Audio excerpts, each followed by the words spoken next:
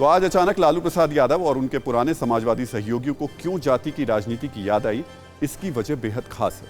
दरअसल आज विकास के एजेंडे और राष्ट्रवाद के आगे जातियों की पहचान खो गई है। जातियों की राजनीति करने वाले नेताओं के सितारे गर्दिश में हैं। विकास और राष्ट्रवाद जैसे एजेंडे से लड़ने के लिए इन नेताओं ने जाति की पहचान को आगे किया।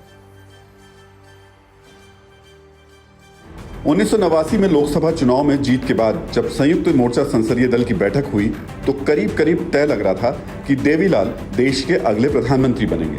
बैठक में वीपी सिंह ने देवीलाल के नाम का प्रस्ताव दिया और चंद्रशेखर ने प्रस्ताव का समर्थन किया। लेकिन जब देवीलाल बोलने के लिए खड़े हुए तो तस्वीर बदल गई।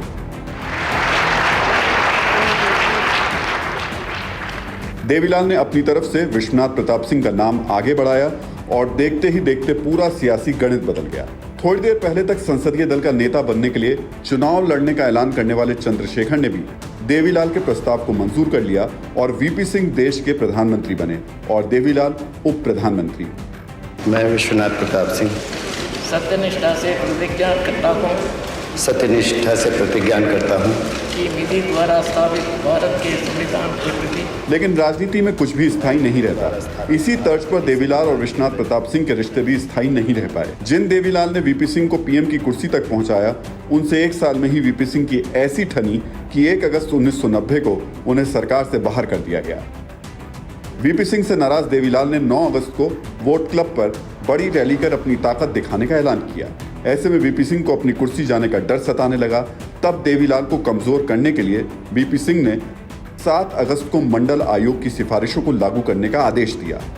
13 अगस्त को मंडल कमीशन रिपोर्ट पर सरकारी आदेश जारी किया गया। 15 अगस्त को प्रधानमंत्री वीपी सिंह ने लाल किले से इसकी औपचारिक घोषणा की।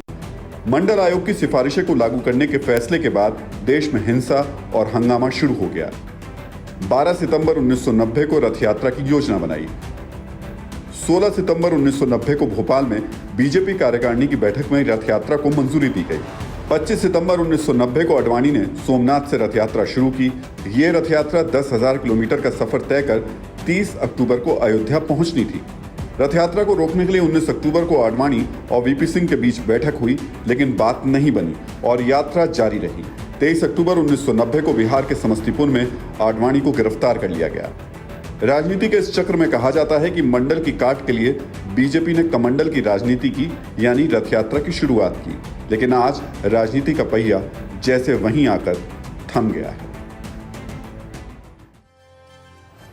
बिहार में ओबीसी राजनीति का मजबूत सिरा यादवों से जुड़ा है। यादव वोट बैंक की बदौलत ही लालू प्रसाद यादव बिहार में बड़ी ताकत है।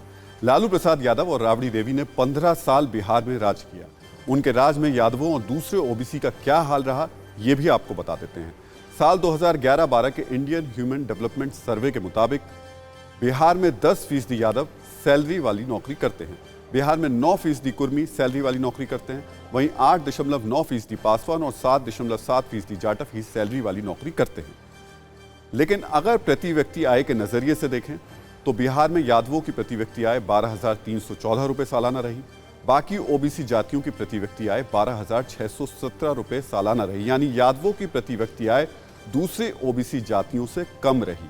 और ये तब हाल था जब लालू यादव का शासन था। वहीं शिक्षा की बात करें तो 3% यादव ग्रेजुएट थे, 4% कुशवाहा ग्रेजुएट थे और 5% लगभग कुर्मी ग्रेजुएट थे, जबकि 7.5% ब्राह्मण ग्रेजुएट थे।